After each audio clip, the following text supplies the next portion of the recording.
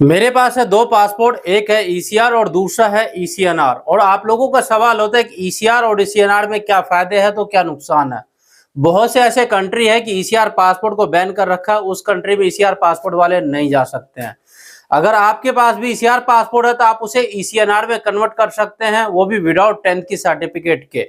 और किस किस कंट्री में बैन है आज की इस वीडियो में आप लोगों के साथ पूरी डिटेल में बात करूंगा। तो आप लोगों से गुजारिश है कि आप लोग इस वीडियो को फुल वॉच करें। तो सबसे पहले मैं आप लोगों को बता दूं कि ईसीआर और ईसीएनआर पासपोर्ट किस तरह से चेक किया जाता है। तो मेरे पास दो पासपोर्ट है, एक मेरा पासपोर्ट है, एक मेरे दोस्त का पासपोर्ट है। तो ये पासपोर्ट का अगर हम लास्ट पेज पे देखेंगे तो क्लियर तरीके से लिखा है इमिग्रेशन चेक रिक्वायर, इस पे लिखा हुआ है क्योंकि ये ईसीआर पासपोर्ट है। और दूसरी पासपोर्ट की बात करें तो दूसरे पासपोर्ट के अगर लास्ट पेज पे हम जाते हैं तो लास्ट पेज पे हालांकि देखा जाए तो कुछ भी नहीं लिखा है, बिल्कुल ब्लैंक है। इसके मतलब ये पासपोर्ट ईसीएनआर है। अगर आपके पास भी पासपोर्ट है तो आप इस तरह से चेक कर सकते हैं। और ईसीएनआर पासपोर्ट के फायदे क्या है, आप किसी भी कंट्री का जब वीजा स्टैंप कराते हैं तो जब वीजा स्टैंप हो जाता है तो आप टिकट लेके उस कंट्री में मूव कर जाएंगे।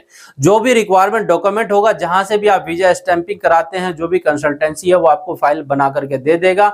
तो ईसीएनआर पासपोर्ट वाले के ये फायदे हैं, किसी भी कंट्री के लिए या किसी भी कंपनी में किसी भी कफिल को अगर वो अपना पासपोर्ट देगा तो उसका वीजा सबसे पहले लगेगा और उसे सिलेक्ट कर लिया जाता है। क्योंकि ईसीएनआर का मतलब होता है इमिग्रेशन चेक नॉट रिक्वायर, और जिसके पास ईसीआर पासपोर्ट है इमिग्रेशन चेक रिक्वायर, उनके लिए क्या होता है, जब भी वो अपना वीजा को लगवाते हैं, जब उसका वीजा लग जाता है तो वीजा लगने के बाद जितने भी उनका डॉक्यूमेंट है सारा डॉक्यूमेंट वेरीफाई के लिए जाता है पीओई के साइट पे।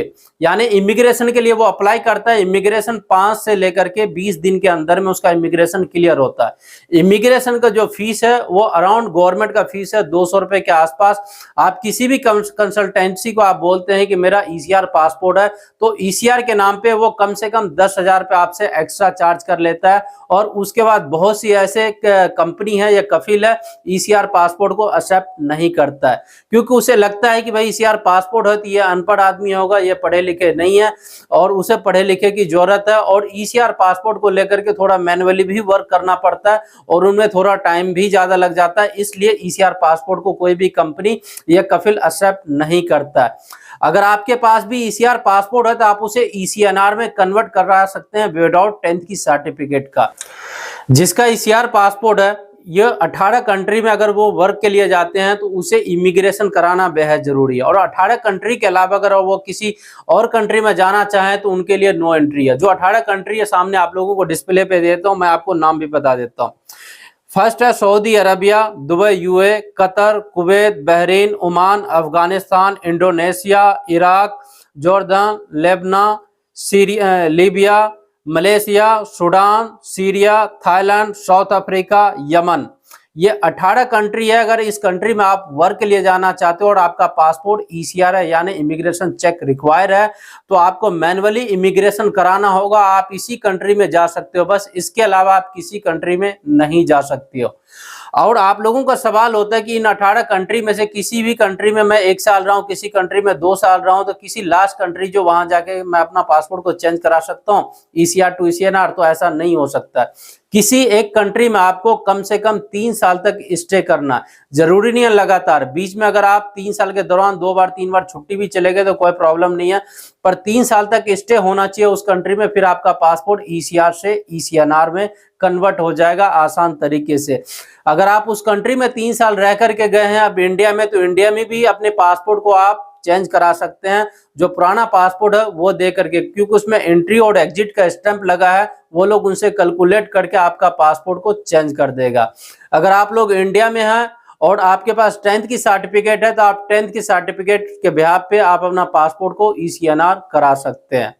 बहुत से लोग ऐसे हैं कि जिसके पास 10th की सर्टिफिकेट है और सर्टिफिकेट पे थोड़ा नाम गलत है, उनका पासपोर्ट ईसीआर बन गया, तो उनके पास यही ऑप्शन है किसी कंट्री में जाके वो 3 साल स्टे करे, उसके बाद ही वो पासपोर्ट को एक्सचेंज करा सकते हैं। अगर आप किसी भी कंट्री में अगर आप घूमने की पर्पज से जाते हैं या बीमार है या हॉस्पिटल में इलाज के लिए जाते हैं तो आप बिल्कुल जा सकते हैं। उस केस में ईसीआर और ईसीएनआर नहीं माना जाता है। सिर्फ अगर आप वर्क परमिट लेते हैं तो फिर ईसीआर और ईसीएनआर का पंगा होता है। हालांकि इंडिया की गवर्नमेंट ने जो ये रूल्स लगाया है ईसीआर और ईसीएनआर का, बहुत ही अच्छा रूल है। जैसे कि आपने देखा होगा कि थोड़े दिन पहले आपने सुना होगा कि बहुत से आदमी इस कंट्री में फंस गए, उस कंट्री में फंस गए, क्योंकि वो बेचारे पढ़े लिखे नहीं थे और इंडिया में उसका ढंग से वेरिफिकेशन नहीं हो पाया था। तो ये वेरिफिकेशन मैनुअली तरीके से किया जाता है पीओई के साइट पे, जो इंडिया की गवर्नमेंट है उन्होंने एक नया अनाउंसमेंट किया है, और इमिग्रेशन वहां पे मैनुअली तरीके से क्लियर होगा, उसके बाद ही वो लोग इंडिया से बाहर जा सकते हैं। जिसका ईसीएनआर पासपोर्ट है तो उनको पता है कि ये पढ़े लिखे अपने हिसाब से ये मैनेज कर लेंगे, तो ये इन लोगों के लिए।